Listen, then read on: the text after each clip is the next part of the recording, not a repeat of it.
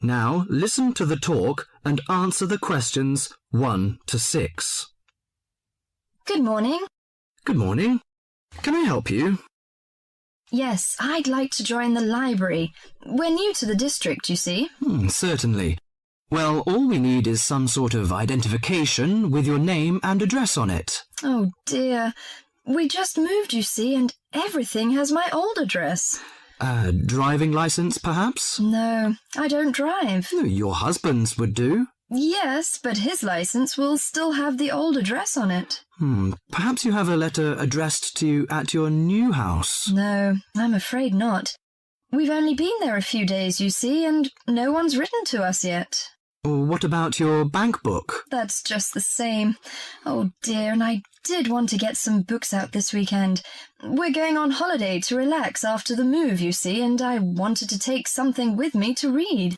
Well, I'm sorry, but we can't possibly issue tickets without some form of identification. What about your passport? What? Oh, yes, how silly of me. I've just got a new one, and it does have our new address. I've just been to book our air ticket, so I have it on me. Well, that's all right. Your ticket will be ready soon. Okay, how many books am I allowed to take out? You can take 4 books out at a time, and you can also get 2 tickets to take out 3 magazines or periodicals. Newspapers, I'm afraid, can't be taken out. Oh, that's fine. Do you have a record library? Some libraries do, I know. Yes, we do. You have to pay a deposit of $5 in case you damage them, but that entitles you to take out 2 records at a time. That's good. Could you show me where your history and biography sections are, please? Yes, just over there to your right. If there's any particular book you want, you can look it up in the catalogue, which you'll find just around the corner. You can also find a touchscreen information service on level 2. Thank you. Oh, and how long am I allowed to keep the books for? Well, the normal loan period is 3 weeks, with 2 weeks extension. Oh dear. We're going away for 4 weeks. Can I renew them now? I'm afraid not. You must do that at the end of 3 weeks. I see. Thank you very much.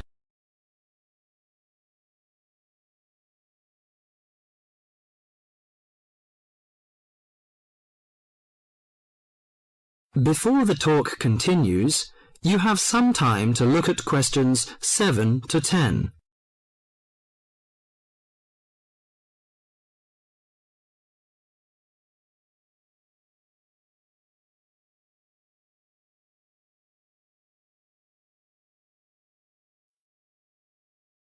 Now listen to the talk and answer the questions 7 to 10. Well, let's go into some details. Your name, please, madam? My name is Barbara. The surname is Cooper. It's spelt as Cooper.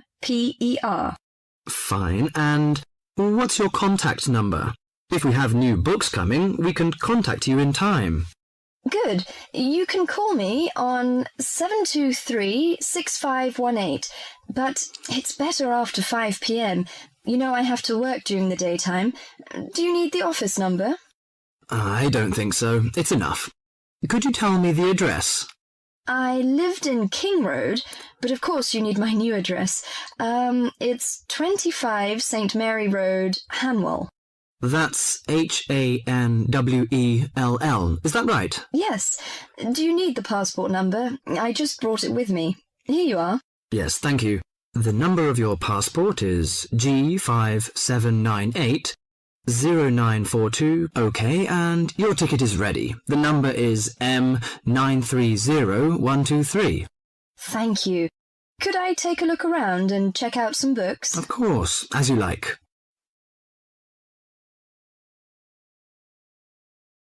That is the end of part 1. You now have half a minute to check your answers.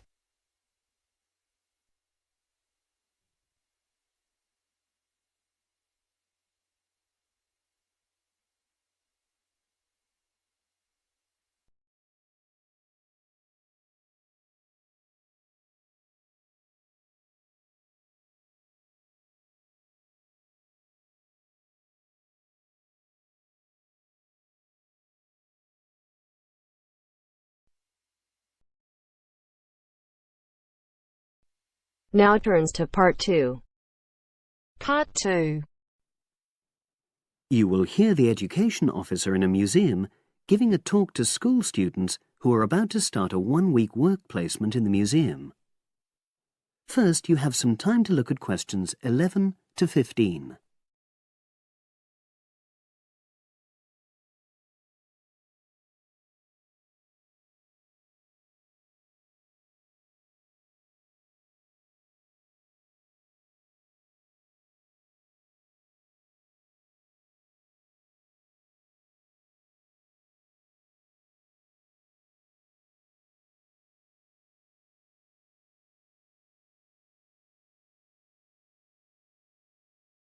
Now listen and answer questions 11 to 15. Good morning and welcome. We're really pleased that you're going to be joining us next week for your work placement. Now, each of you will already have met the member of museum staff assigned to supervise you. In this short talk today, I'll be giving you more general information which will be relevant to all 6 of you. Your normal working day is 9 to 5 p.m, but on Monday, because it's your first day, we'd like you to arrive at 9:15. Please note, though, that you'll finish at the usual time. A lot of you have been asking what you should wear for work. Well, you may have noticed that we're not exactly a formal institution, so you'd really be out of place if you wear smart attire like a suit. If you go out on a trip with us, then we'd like you to wear a museum cap. It has our logo on, and we feel it helps people recognise you. But on a day-to-day basis in the museum itself, we say put on your own casual clothing because you'll be doing lots of dusty, messy work. Now, we don't have an enormous number of rules, but work placement is an excellent preparation for the real world of work, and we expect you to be very punctual and reliable. If you're not well, or there's been a hold-up, then what we ask you to do is ring the museum receptionist. He will be in the museum well ahead of opening time, and he'll inform your own personal supervisor in the museum. If you're away for more than 1 day, we'll inform your school tutor. They'll obviously need to make a note of your absence and follow up if necessary. But most of all, we hope you really enjoy yourselves during the placement. Students say they have a lot of fun, whether it's working with kids in our art workshops held every Monday, or, the most popular, when they go out on our outreach work to residential homes, recording elderly people's memories of school days for our oral history project.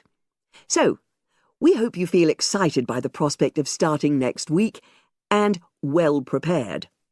Your personal supervisor will be there to help you with our health and safety requirements when you start next week, and your supervisors will also brief you about the background to the museum, summarising all the huge amount of information on our website. In the next couple of days, it might be worthwhile if you get hold of evaluations and other notes made by students who've worked with us before. You can get a lot of pointers from them.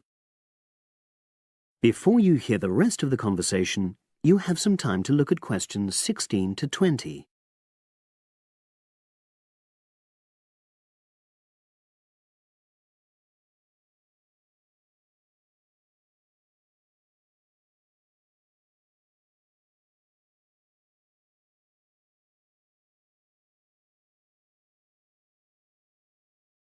Now listen and answer questions 16 to 20. Now, before I finish today, I wanted to help you find your way around the museum. When you start next Monday, the first thing you'll need to do is sign in. Come through the main entrance, and you'll see the main staircase straight ahead. To the right of this is the statue of the horse, and just behind that is a door. Go through that, and that's the sign-in office. Now, on the first day, you'll be working in Gallery 1. You'll find this as follows. In the central courtyard area, close to the entrance, there's a large chest where visitors put donations for the museum. The door just behind that leads to Gallery 1. The workshop you'll be taking part in starts at 11, but if you want to go in earlier, you can get the key and let yourself in. The key box is quite hard to find. Walk behind reception, and it's between the large gallery and the bookshop. I haven't mentioned breaks, lunch, etc. Unfortunately, our cafe's closed at the moment, so your best bet is to bring a packed lunch. We tend to have our sandwiches in the kitchen area. Go round the reception desk and you'll see a small circular cabinet. The door to the kitchen area is just behind that. Now, every day we put up notices about what's happening in the museum. Your supervisor will brief you, but if you want to check up on details, look on our staff notice board. This is in the corner of the play area, at the back, on the wall of Gallery 3. If you have any questions, I'd be happy to help. That is the end of part 2. You now have half a minute to check your answers.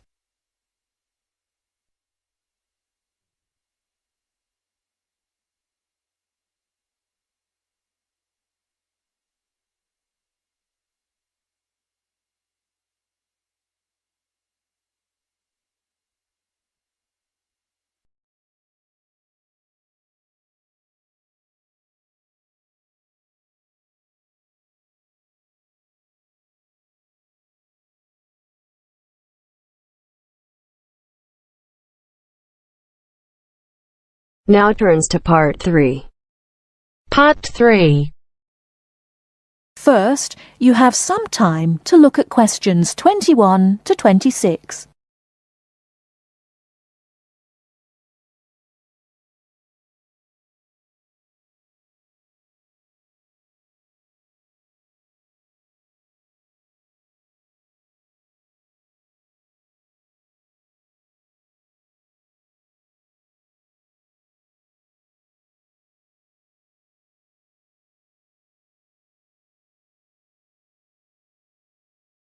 Now listen carefully and answer questions 21 to 26.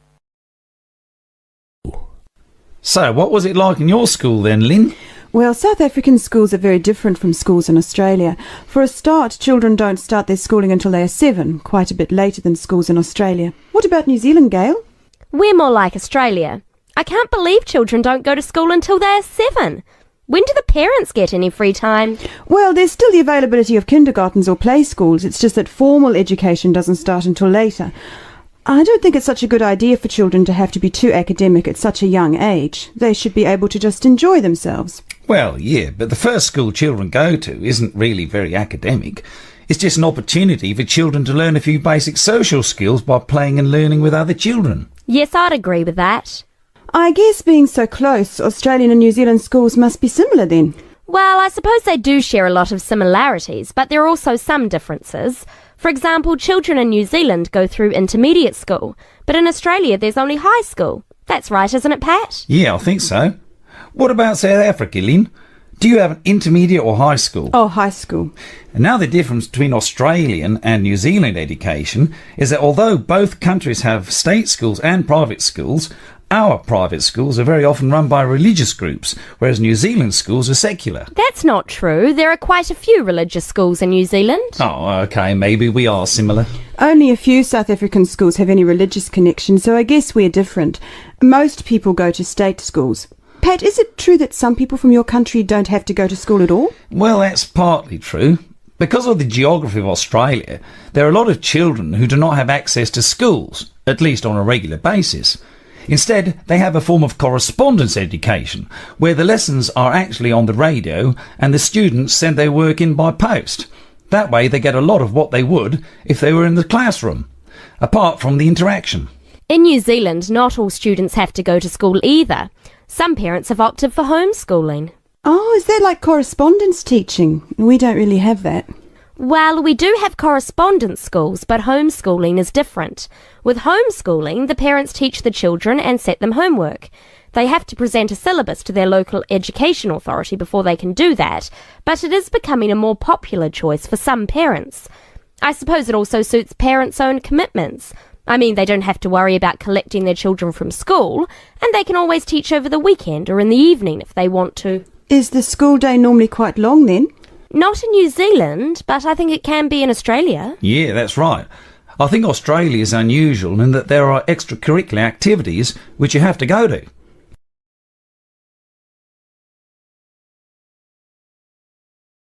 Before you hear the rest of the talk, you have some time to look at questions 27 to 30.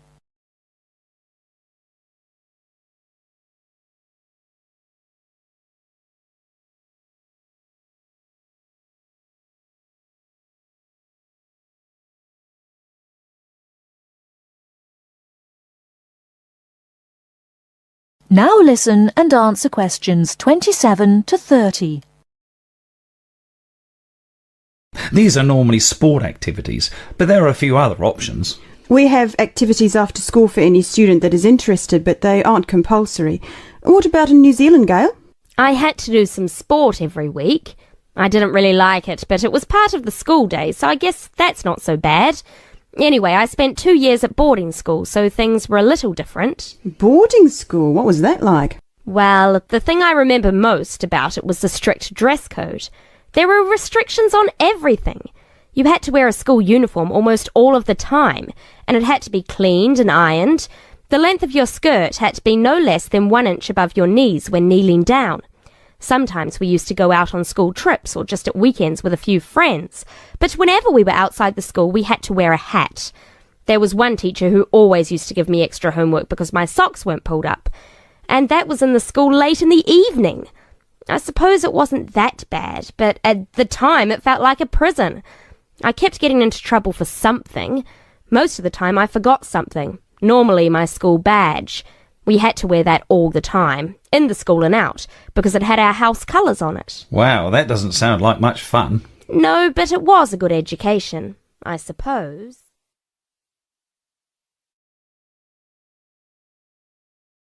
That is the end of part 3. You now have half a minute to check your answers.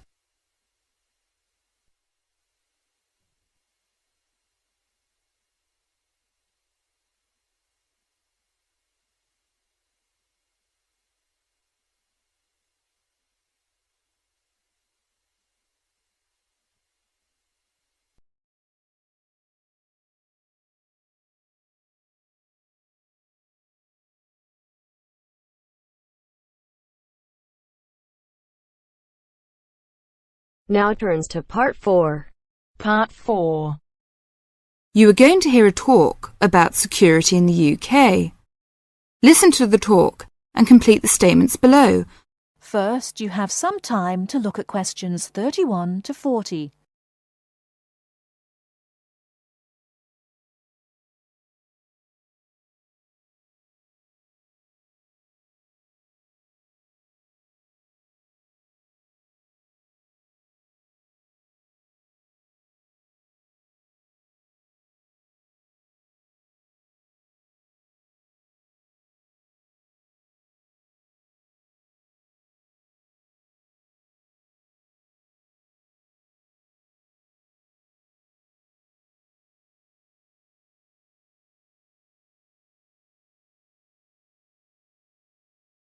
Now listen carefully and answer questions 31 to 40.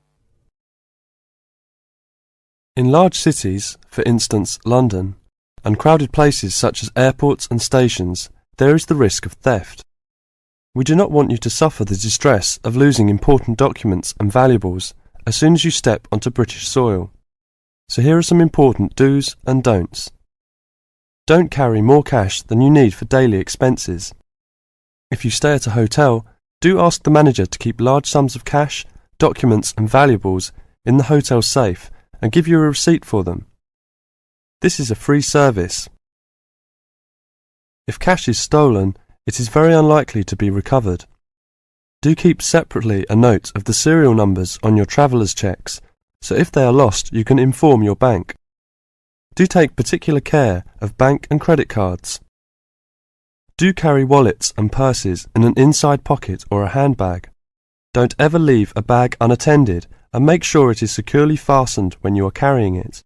Do carry jewellery and valuables such as cameras, radios and typewriters on you or with you and keep a note of any serial numbers. Do take special care of your passport, travel tickets and other important documents. Documents are at risk particularly at airports and stations where it is obvious that most people will be carrying them. Do make a note and keep it in a safe place of the number of your passport, its date and place of issue. This makes replacement easier if you are unlucky enough to lose it. If you don't want to carry heavy luggage around with you, you can leave it in a luggage office at most large stations and pick it up later. Keep the receipt so that you can reclaim your luggage. Check the opening hours or you may find your luggage locked away when you need it again.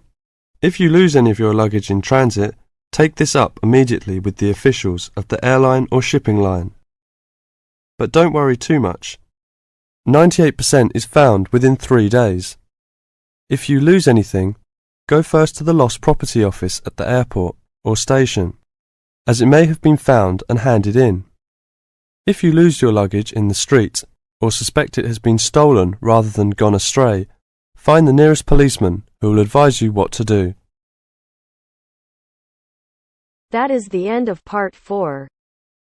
You now have half a minute to check your answers.